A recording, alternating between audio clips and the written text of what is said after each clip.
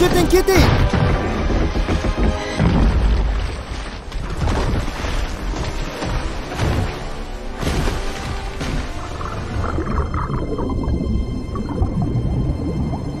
Наклз!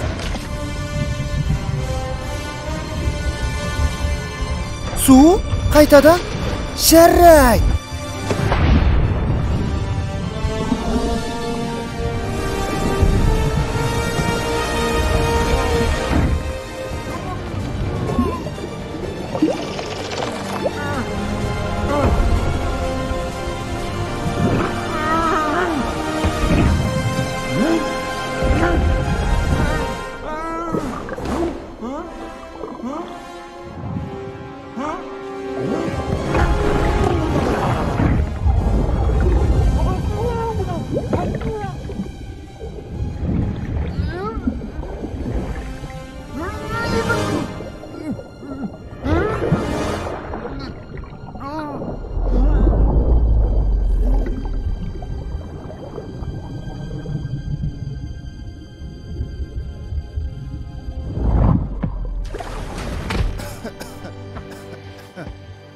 Сен мені құтқардың. Менімен сөйлесуші болма, көңіл күйім жоқ. Қайғырып отырғанымда маған шабуылдауға қалай ғана дәтің барды. Мені не үшін құтқардың? Себебі сен бірінші құтқардың.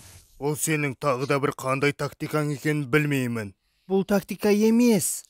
Мен сенің өлуіңе жол бере алмадым. Неге?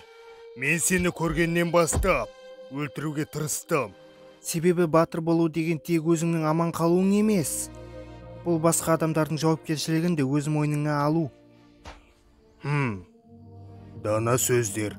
Ежелгі жердің мақалы ма? Жоқ, бұл Ваковский отбасының ерекшелігі. Оны маған қайықтағы бір жігіт айтқан. Мен үшін ең жақын адам. Тоқтай тұр, бұл ненің даусы? Ал енді тек қана кірпі Соникті құтқару керек. Ха-ха! Бұл әлгі қу түлкі ғой. Қане, Наклз, біз әлі жеңілген жоқпыз.